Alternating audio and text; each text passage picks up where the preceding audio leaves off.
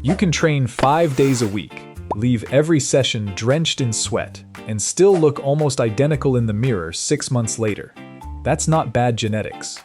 It's usually one of a handful of fixable mistakes that have nothing to do with how hard you're working, and everything to do with what you're working with.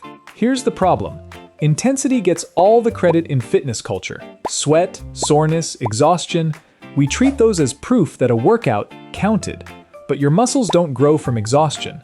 They grow from a specific set of signals, and it's entirely possible to train hard, feel wrecked, and still send your body almost none of those signals. If you've been consistent for months without much to show for it, this isn't a motivation problem. Stick around, because we're about to walk through exactly what's likely missing. And to be clear, this isn't about working harder. In fact, some of the fixes here mean training with slightly less chaos and slightly more precision, which for most people is a relief, not another item on an already exhausting to-do list. Let's start with the biggest one, progressive overload. Muscle growth happens when your body adapts to a demand it hasn't fully adapted to yet. If you're lifting the same weights, for the same reps, in the same way, month after month, your body has already adapted. There's no new signal telling it to build more tissue. Most people don't realize that going hard on the same routine for 6 months straight can actually be worse than training moderately with steady progression. Intensity without progression is just repetition. Your body gets efficient at the exact task you're doing, not bigger. Here's where almost everyone makes a mistake. They confuse harder with more. Adding more sets, more sweat, more soreness isn't the same as progressive overload. What actually matters is doing a little more over time, slightly heavier weight, one more rep, slightly better form, or slightly less rest. Small, trackable increases beat random intensity every time. Think of it like paying down a loan. Throwing a huge, irregular payment at it once feels productive, but a smaller, consistent payment every single month is what actually clears the balance over time. Muscle growth responds the same way to small, steady overload rather than occasional bursts of chaos. The next point is even more important: proximity to failure. Research on resistance training consistently shows that most sets need to be taken reasonably close to muscular failure, generally within 1 to a few reps of it, to reliably trigger growth. If you're stopping a set the moment it starts to feel uncomfortable, well before your muscles are actually struggling, you're leaving most of the growth stimulus on the table, no matter how many sets you do. But here's the surprising part. Training to complete failure on every single set isn't the answer either.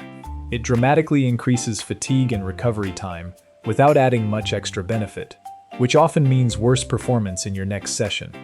The sweet spot is training with real effort and pushing close to failure on your last set or 2 per exercise, not grinding every set into the ground. This changes everything about how recovery fits into the picture. Muscle isn't built in the gym, it's built afterward. Training creates the stimulus. Recovery is when your body actually repairs and rebuilds the tissue stronger than before. If you're training hard but sleeping 5 hours a night, chronically stressed, or hammering the same muscle group again before it's recovered, you're interrupting that rebuilding process before it finishes. Sleep in particular deserves more credit than it usually gets. Growth hormone release and much of your muscle repair activity is concentrated during deep sleep stages, which means 2 brutal gym sessions on 5 hours of sleep can add up to less muscle built than 1 solid session followed by a genuinely restful night. This is also where nutrition becomes non-negotiable. You cannot build new tissue without raw materials and enough total energy to support it.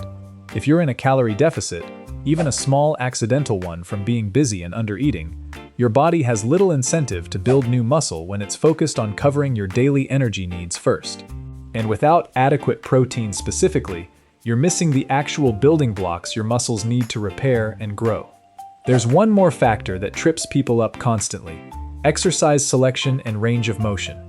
Doing partial reps, using momentum to swing weights up, or picking exercises that don't actually challenge the target muscle through a full range of motion all reduce the effective stimulus, even if the weight on the bar looks impressive. A lighter weight moved through a full, controlled range of motion often builds more muscle than a heavier weight moved through a shortened one. Picture two people doing bicep curls with the same weight. One swings the weight up using their back and momentum, barely feeling their bicep work. The other moves slower, controls the weight down fully, and feels tension the entire way. Same exercise, same load. Completely different outcome for the muscle actually being trained. Put these pieces together and the pattern becomes obvious. Training hard without progression, without training close enough to failure, without enough recovery, without enough food, or without proper technique can all independently stall your results. And most people who feel stuck are usually dealing with more than one of these at once. One important note: if you're new to structured resistance training, have an injury history, or have an existing health condition, it's worth working with a coach or checking with a doctor before making major changes to your training intensity or your diet. This ensures the adjustments you make are both effective and safe for your specific situation. Let's bring it together. Muscle growth isn't about how hard a session felt. It's about progressive overload, training close to failure on key sets, real recovery, enough food and protein, and full range of motion on your lifts. Miss even one of these consistently, and results stall no matter how much effort you're putting in. Here's your one action for today. Pick your very next workout, and write down your weights and reps before you start. That single habit, tracking and trying to beat it slightly next time, is the fastest way to turn hard work into actual progress. Training hard was never the missing piece.